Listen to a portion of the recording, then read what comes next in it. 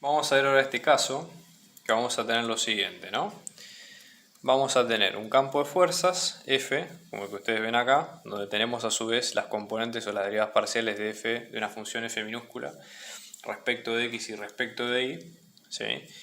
Y en este caso, una fuerza de clase C2, ¿sí? O sea, con derivadas parciales de clase C de segundo orden, y vamos a tener una región en el espacio donde Z va a estar entre este paraboloide, que es x al cuadrado más y al cuadrado, que es el que ustedes ven acá.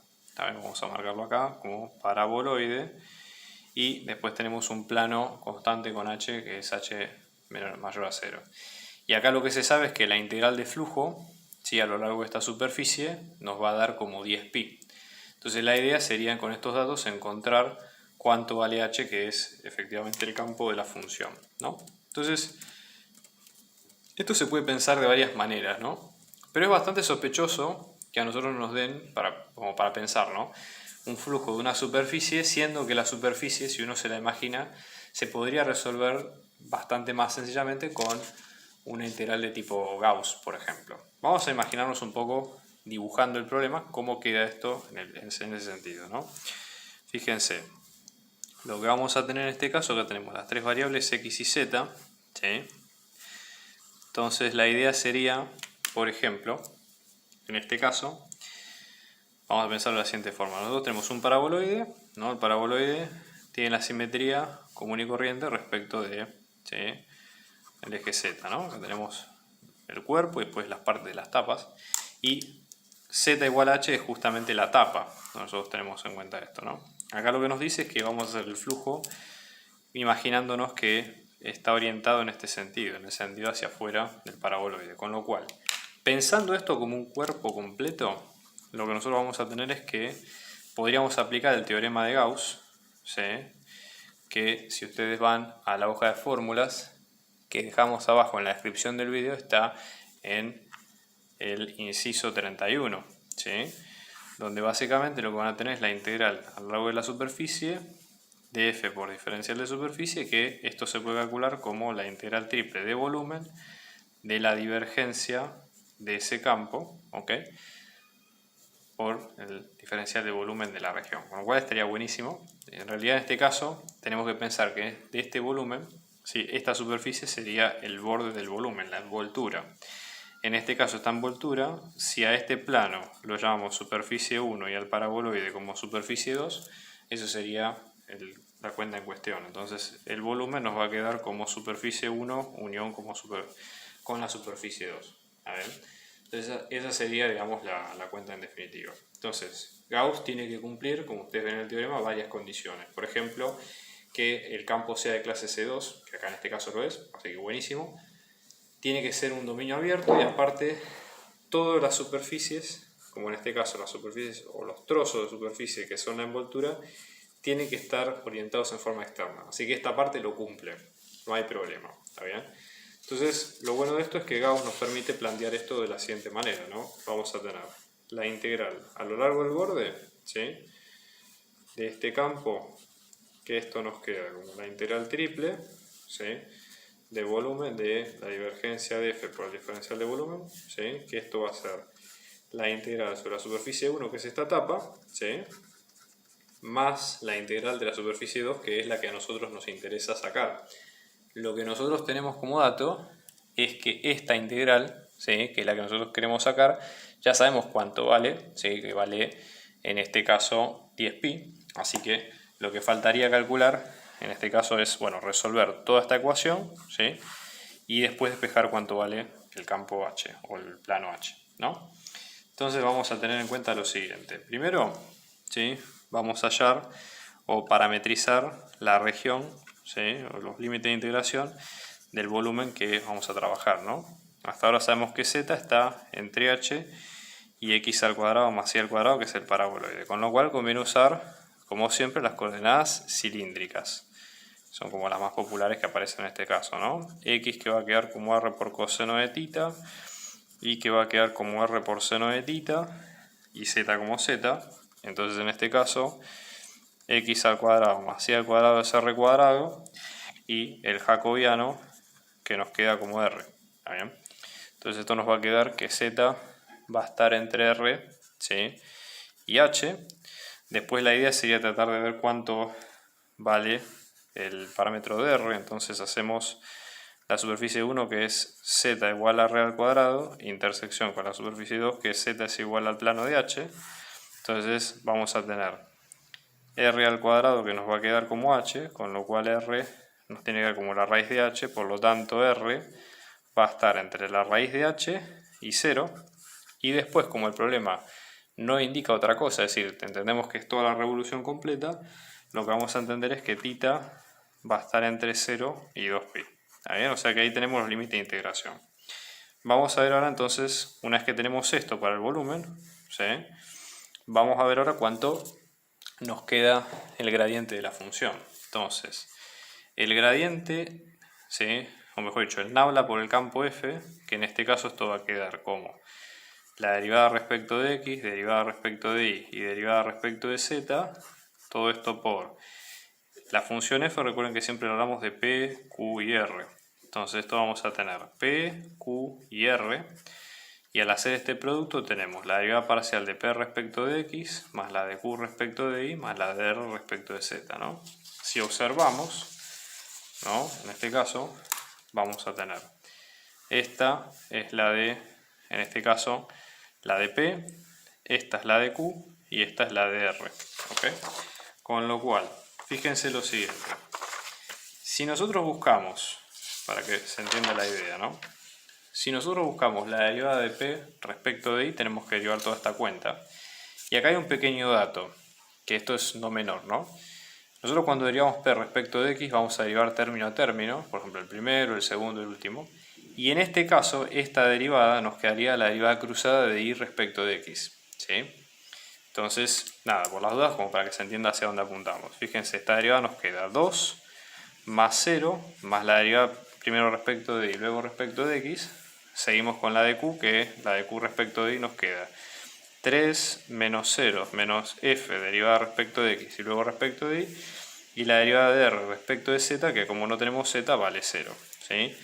Como dato, si la función f es de clase C2, se cumple que las derivadas parciales cruzadas son iguales, ¿sí? Entonces esto ténganlo en cuenta porque siempre aparece, es un tema, digamos, de los recurrentes y siempre está, digamos, dando vueltas. Con lo cual, si son iguales, en este caso, como los estamos restando, se van a cancelar. Tengan cuidado con ese tema, ¿ok? Entonces, al resolver esta cuenta, lo que vamos a tener es que este gradiente, lo que nos va a quedar va a ser, fíjense, 2 más 3, simplemente 5, ¿sí? O sea que tenemos, cuando vayamos a resolverlo esto, fíjense que como sale una constante, esto nos va a quedar como la integral de volumen sobre 5, diferencial de volumen, o sea que el 5 lo sacamos afuera y simplemente es 5 veces el volumen que tenga la función en particular. ¿Está bien? Entonces, en este caso, lo que hay que hacer simplemente es calcular el volumen de la función. Entonces vamos a sacar el volumen, que esto es la integral triple del diferencial de volumen. Vamos a poner todas las cuentas. Obviamente, como hicimos cambio de variable, hay que poner el jacobiano, esa es la única diferencia. ¿Está bien? Y acá tenemos el jacobiano r, diferencial z, diferencial r, diferencial θ. Por eso esta es un poco más sencilla que las anteriores y la podemos resolver más rápido, ¿no? Fíjense acá, saco el r, la integral de diferencial z, que es z, todo esto entre h y r cuadrado, diferencial r, diferencial θ, ¿no?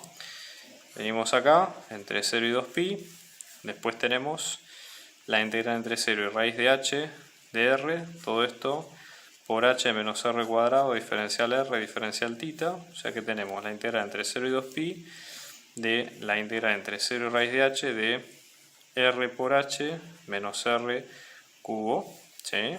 Diferencial r, diferencial θ. Así que en este caso vamos a tener la integral entre 0 y 2pi de, en este caso fíjense, ¿no?, 1/2 de h por r cuadrado, todo esto entre raíz de h y 0, menos 1/4 de r a la cuarta, entre raíz de h y 0, todo esto con diferencial θ, ¿no? Entonces vamos a tener, fíjense, la integral entre 0 y 2pi de, acá vamos a tener raíz de h al cuadrado, que es h, 1/2 por h es 1/2 de h al cuadrado, menos, y acá nos queda como un cuarto de h al cuadrado, ¿sí? Entonces 1 medio menos un cuarto es un cuarto. Esto queda como un cuarto de h al cuadrado, sale afuera, ¿sí? Y esto va a quedar como 2pi sobre 4 por h al cuadrado, que es pi sobre 2 por h al cuadrado, ¿sí? Este sería el volumen en cuestión, ¿sí? Y ahora, lo último que falta, ¿sí? Simplemente es cuánto nos queda. Vamos a refrescar. Esto nosotros veníamos de que la integral triple de volumen, ¿sí? De nabla por f, diferencial de volumen, nos había quedado la integral de la superficie 1, que era el plano, si ustedes recuerdan, más la integral de la superficie 2 de la envoltura. Nosotros sabíamos que esto nos quedaba como 5 veces el volumen, o sea que sería 5 por pi sobre 2 por h al cuadrado. Esto que lo tenemos que calcular, ¿sí? Y esto que nos había quedado, en este caso, como 10pi. ¿Ok? Entonces, vamos a calcular esta parte que nos falta, ¿no? La integral de S1 de f diferencial de S, acá tenemos que mirar atentamente el plano. Si este plano es z igual a h, la normal con la cual está orientada es el 0, 0, 1. Fíjense, es un plano que es perpendicular al eje z, con lo cual tiene sentido que esta sea la normal, y aparte esta normal así puesta respeta la orientación para que todo el volumen esté orientado hacia afuera, con lo cual cumple con todo lo que estamos pidiendo, ¿no? Entonces, básicamente, ¿qué vamos a hacer? Primero, una opción sería calcular cuánto queda f por la normal del campo, o sea, en este caso tendríamos p, q y r por 0,01, con lo cual acá tendríamos directamente r, nada más, que en este caso nos queda como 2x más y. Y después hay que parametrizar la superficie de S1, ¿sí? Donde en este caso S1, si ustedes observan, nos había quedado como básicamente el círculo de centro 0, 0 y radio h, ¿sí? Entonces en este caso tendríamos x al cuadrado más y al cuadrado, nos quedaría como h al cuadrado. Por lo tanto, haciendo cambio en coordenadas polares, vamos a tener que r nos va a quedar entre h y 0, que θ nos va a quedar entre 0 y 2pi, y z es la constante h, porque estamos en el plano de h, ¿no? Entonces, r nos va a quedar como 2 por r coseno de θ más r seno de θ, en el caso de y. Y ahora cuando hacemos la integral, obviamente que es suma de jacobiano, entonces esta integral nos va a quedar, fíjense, vamos a tener la integral entre 0 y 2pi, la integral entre 0 y h de 2 por r coseno de θ más r por seno de θ, todo esto por r, todo esto diferencial r y todo esto diferencial θ, ¿no? Vamos a tener en cuenta, vamos a hacer las integrales bien por separado. Tenemos la integral entre 0 y 2pi, de la integral entre 0 y h de, en este caso, 2r cuadrado coseno de θ más r cuadrado por seno de θ, ¿sí? En este caso, fíjense, r cuadrado por coseno de θ más r cuadrado por seno de θ, lo que tenemos acá es que no están al cuadrado ni coseno ni seno, así que no nos queda otra más que hacer las dos integrales por separado, ¿no? Entonces fíjense, en este caso vamos a tener entre 0 y 2pi, acá vamos a tener dos veces coseno de θ, y acá tenemos un tercio de r al cubo, entre h y 0, diferencial θ, y acá lo mismo, ¿no? Entre 0 y 2pi, simplemente seno de θ por un tercio también de r al cubo entre h y 0, ¿no? Todo esto diferencial θ. Entonces esto nos va a quedar, ¿sí? Vamos a tener 2 por la integral entre 0 y 2pi de coseno de θ, acá vamos a tener h al cubo sobre 3 diferencial θ, y acá lo mismo, ¿no? La integral entre 0 y 2pi de, en este caso tendríamos h al cubo sobre 3 por seno de θ diferencial θ. Y si sacamos afuera, ¿no? Vamos a tener h al cubo sobre 3, todo esto vamos a tener 2 por la integral entre 0 y 2pi de coseno de θ diferencial θ más la integral entre 0 y 2pi de seno de θ diferencial θ. Ya cuando hacen toda esta cuenta, estas dos integrales van a dar 0. Con lo cual, ¿sí? Toda la cuenta va a dar 0. ¿Sí? Y cuando volvemos a la cuenta anterior, esto nos va a quedar como 5 medios de pi por h al cuadrado es 0 más 10pi. ¿Sí? Entonces ahora igualamos, ¿sí? Fíjense, vamos a tener 5 medios de pi por h al cuadrado es 10 pi, podemos dividir ambos lados por pi, así que se nos va, en este caso. Vamos a multiplicar ambos lados por 2/5, como para sacarlo de este lado. Esto nos va a quedar 10 dividido 5 que es 2, 2 por 2 que es 4, o sea que h al cuadrado es 4. O sea que h puede ser más o menos 2, pero como nosotros teníamos que la condición de que h sea mayor que 0, queda finalmente que el h que corresponde es 2. Y de hecho tiene coherencia con el resto del dibujo que hicimos.